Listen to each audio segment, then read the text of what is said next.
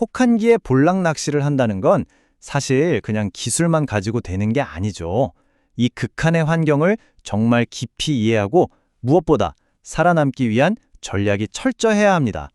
그래서 오늘은요, 이 영화의 날씨 속에서 어떻게 하면 낚시도 성공하고 또 안전하게 돌아올 수 있는지 그 핵심적인 내용들을 한번 짚어보려고 합니다. 자, 영하 8도. 이게 그냥 춥다. 이 정도가 아니에요. 이 정도 기온이면 보통 한파라고 부르잖아요. 아주 살을 애는 듯한 북서풍까지 같이 불어오죠. 이렇게 되면요, 우리가 평소에 알던 낚시 환경하고는 완전히 다른 세상이 펼쳐지는 겁니다. 모든 게 다 바뀌어요. 그럼 먼저 이 매서운 한파가 물속 상황이랑 우리 낚시 장비에 대체 어떤 영향을 미치는지 그 근본적인 변화부터 한번 자세히 들여다볼게요. 혹한기 낚시에서 가장 중요한 키, 핵심은 바로 수온 역전 현상을 이해하는 거예요. 이게 뭐냐면요, 지금 보시는 것처럼 차가운 공기가 물 표면을 아주 빠르게 식히잖아요.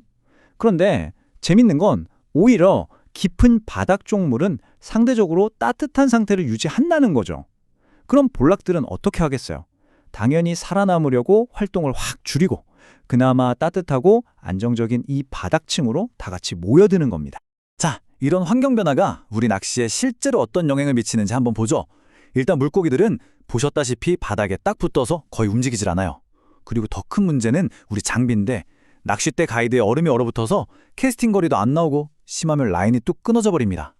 또 하나, 헤드랜턴이나 집어등에 쓰는 리튬 배터리 있죠? 이것도 추위에 엄청 약해서 성능이 뚝 떨어져요.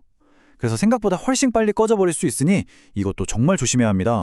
이렇게 물고기를 행동 패턴이 완전히 바뀌었으니까 당연히 우리 낚시하는 사람들도 거기에 맞춰서 움직여야겠죠? 자, 그래서 조과를 좌우하는 첫 번째 관문, 바로 포인트 선정을 어떻게 해야 하는지 지금부터 알아보겠습니다. 이런 한파 속에서 포인트를 고를 때 다른 건 다 제쳐두고 딱 두 가지만 기억하시면 됩니다. 이건 절대적인 기준이에요. 첫째, 바람을 등질 수 있는가, 그리고 둘째, 공략할 수심이 충분히 깊은가. 이 두 가지는요, 절대로 타협하면 안 되는 부분입니다. 정말 중요해요. 자, 그럼 우리가 갈 만한 곳이 크게 두 군데가 있는데요. 각각 장점도 뚜렷하지만 아주 명확한 위험도 가지고 있어요. 먼저 뒤에 높은 지형에 있는 방파제는 바람을 거의 완벽하게 막아주죠. 반면에 직벽 형태의 갯바위는 수온이 안정적이라는 큰 장점이 있습니다.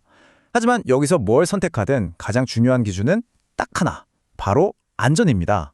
특히 갯바위는요, 발 딛는 곳 전체가 얼어붙어서 정말 치명적인 사고로 이어질 수 있다는 거. 이거 절대 잊으시면 안 됩니다. 그렇다면 반대로 절대 가면 안 되는 곳도 있겠죠? 네, 맞습니다. 수심이 얕아서 물이 금방 차가워지는 곳, 그리고 사방이 뻥 뚫려서 바람을 피할 곳이 전혀 없는 그런 지형은요, 처음부터 아예 선택지에서 빼시는 게 맞습니다. 자, 이렇게 좋은 자리를 잡았다고 끝이 아니죠. 이제부터는 바닥에 바짝 웅크리고 있는 이 녀석들, 입을 열게 만들어야 하잖아요. 활성도가 아주 낮은 물고기들을 낚아내는 기술, 바로 느림의 미학에 대해서 한번 이야기해 보겠습니다. 핵심적인 운영 방법은 딱 두 가지입니다. 기억하세요. 지금 볼락들은 활성도가 거의 제로에 가까워서 빨리 움직이는 먹이는 쳐다도 안 봅니다. 쫓아갈 힘도 없고요. 그래서 첫 번째는 데드 슬로우. 말 그대로 릴랜드를 감는 둥 마는 둥, 기계가 낼 수 있는 가장 느린 속도로 감아주는 겁니다. 그리고 두 번째는 드리프트 앤 스테이. 채비를 그냥 조류에 맡겨서 자연스럽게 흘려주면서 입질이 올 만한 곳에서 가만히 기다려주는 거죠. 이 두 가지가 전부라고 해도 과언이 아닙니다. 그런데 이렇게 느리게 그리고 바닥을 제대로 공략하려면 채비 선택이 정말 중요하겠죠. 다른 건 몰라도 지그헤드만큼은요, 이 상황에서는 무조건 텅스텐을 쓰셔야 합니다. 이건 선택사항이 아니라 필수예요.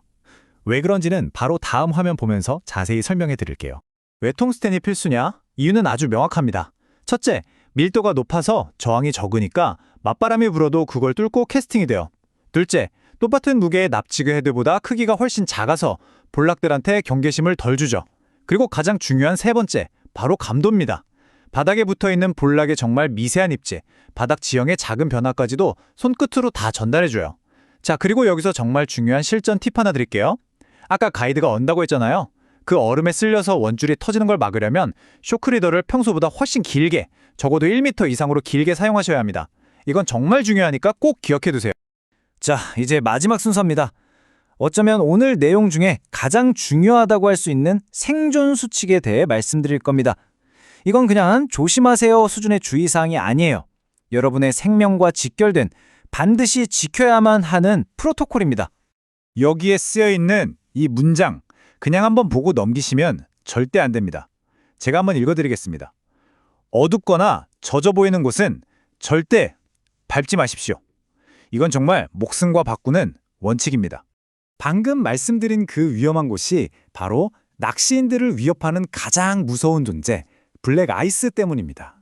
이게 뭐냐면 파도가 치면서 튄 물방울들이 테트라포드나 바위 표면에 얇고 투명하게 얼어붙은 거예요. 말 그대로 눈에 보이지 않는 얼음인 거죠. 그냥 물에 젖은 것처럼 보이기 때문에 구분이 전혀 안 되고요. 아무리 좋은 펠트화나 스파이크화를 신어도 그 위에서는 그냥 미끄러집니다. 소용이 없어요. 자, 그럼 생존을 위한 마지막 2가지 철칙. 이것만은 꼭 기억하고 돌아가십시오. 첫째, 개인 방한입니다. 옷은 무조건 여러 겹 겹쳐 입어서 체온을 지키셔야 하고요. 특히 혈액순환이 잘 안 되는 발가락 같은 곳은 핫팩으로 반드시 보호해줘야 합니다. 그리고 둘째, 동행 출조입니다. 절대로 어떤 일이 있어도 혼자 가시면 안 됩니다. 혹시라도 사고가 나면 저체온증이 정말 순식간에 오거든요. 그래서 2명 이상 함께 가는 건 선택이 아니라 의무입니다. 자, 오늘 긴 이야기의 결론입니다. 혹한기 낚시에서 가장 중요한 건 화려한 기술이나 좋은 장비가 아니에요. 바로 생존입니다. 내가 안전하게 살아 돌아오는 것이 전제되지 않으면 아무리 많은 고기를 잡아도 아무 소용이 없겠죠. 결국 여러분의 안전이 그날의 조과를 결정한다는 사실, 이것 하나만은 꼭 가슴에 새기고 필드에 나가시길 바랍니다.